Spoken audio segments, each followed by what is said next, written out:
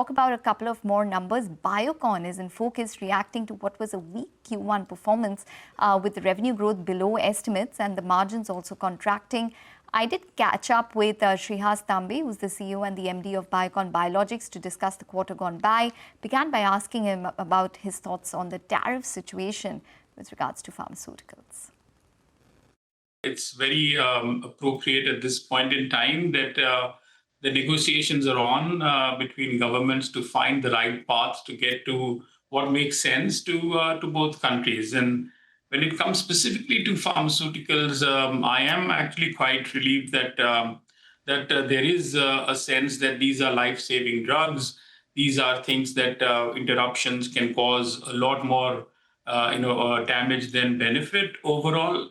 And there has been an exemption on pharmaceuticals globally. So that does help healthcare and patient care, particularly in the United States. So we're very grateful that that's happened, and we expect that to continue. It's always been the case because there is a humanitarian side to what we do as well, and we expect that that this will continue.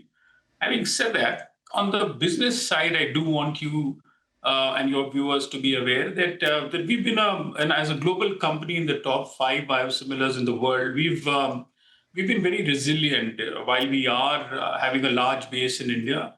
As a global company, we have a distributed manufacturing setup, including facilities which manufacture close to patients in markets that we supply, including in the United States. So to that extent, we have, of course, been able to balance and de-risk opportunities for us and our investors. But having said that, we're very hopeful that the exemptions on pharmaceuticals will continue, which will then benefit everyone in the chain. You've mentioned that insulin is going to be a key opportunity for you all. How is the market playing out when it comes to demand and supply globally, given that there is a shift towards GLP-1 drugs? And how is Biocon placed to take advantage of this? That's a great question, and I think something that is probably on everybody's mind, given the fact that the GLP-1s have captured the imagination of everyone at this point in time. One of the things that I must state is that the Biocon Group is in a very unique position. We are the only company in the world which has biosimilar insulin with an interchangeable status, which also makes GLP-1 or GIP-1 analogs or peptides. That puts us in a very unique position. Other than the originator companies, we are the only company in the biosimilar generic space which has the ability to provide patients and customers with both of these products. That tells you about the synergy that exists within the group.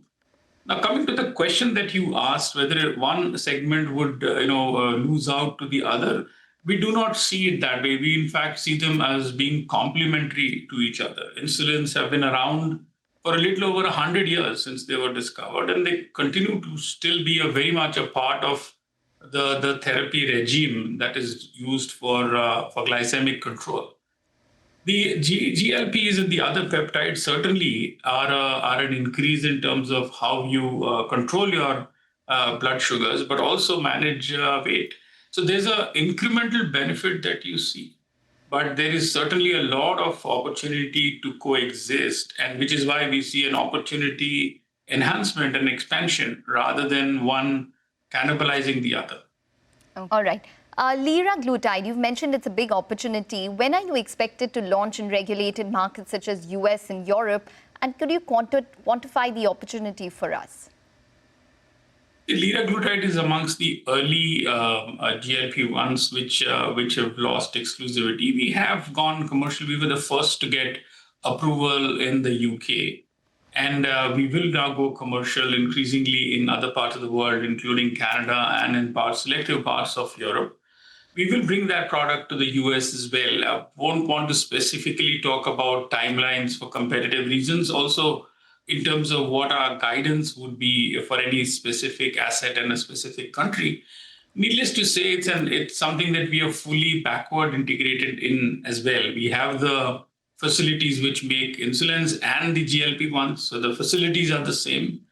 The device platforms that we use for our insulins, where we make millions of those every year, are the same that we leverage for liraglutide. So we have the economies of scale that will kick in. So it gives us the competitiveness. And we have the relationships that we have cultivated with customers, given that we have a sizable market share given our insulin's presence. So I think I will stop at that without necessarily giving you a specific guidance on numbers, but we are very well placed, Ekta, on liraglutide. And are you as well placed on semaglutide? We would like to believe so, and not just in semaglutide, but there's a series of other peptides that the company continues to explore, which is beyond semaglutide, and we will bring them to the market. If you've seen how focused we have been on the biosimilars front, you know that once we pick a therapy area, then we pursue it so that we can get full integration out of it. Okay.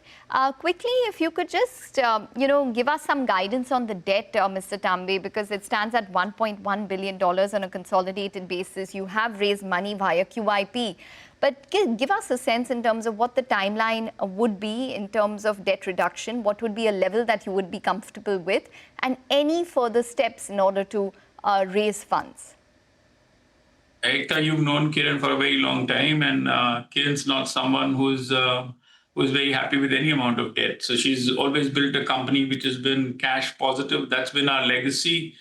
We've never been leveraged. The leverage that you see and the one that you're discussing was taken up only when we did a very transformational acquisition a few years ago, which transformed Biocon from being a science and ops company, which was focused on development and science, to now being amongst the top 5 players in the world from a biosimilars perspective. So that's a massive opportunity for any Indian company to be on a global stage. And that's when she's made that decision. I think it's really a commendable piece. Now, coming to the debt part, the QIP has been a massive success. It was several times oversubscribed. We were able to raise 4,500 crores.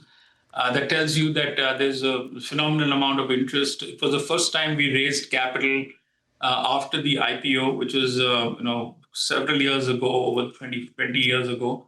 And I think that response tells you that there's a lot of confidence in the business that we have built and the story that is going to unfold coming from here on.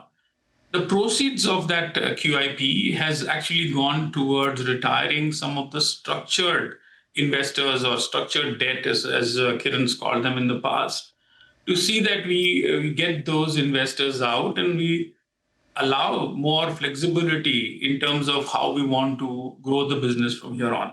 We've been able to retire Goldman Sachs.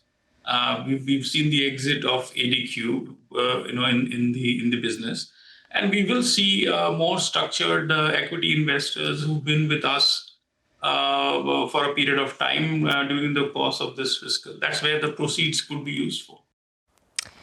Interesting insights there coming in from Biocon Biologics MD and CEO in terms of liraglutide as well as trade tariffs, what's expected there. But on that note, we're going to step into a very short break. And here's some good news coming in for our viewers. India's business news leader is now a click away. Introducing CNBC-TV18's all-new app. Get instant access to breaking news, in-depth articles and financial world updates at your fingertips. Download the CNBC-TV18 app from the Apple Store or the Google Play Store. You can just scan the QR code on your screen.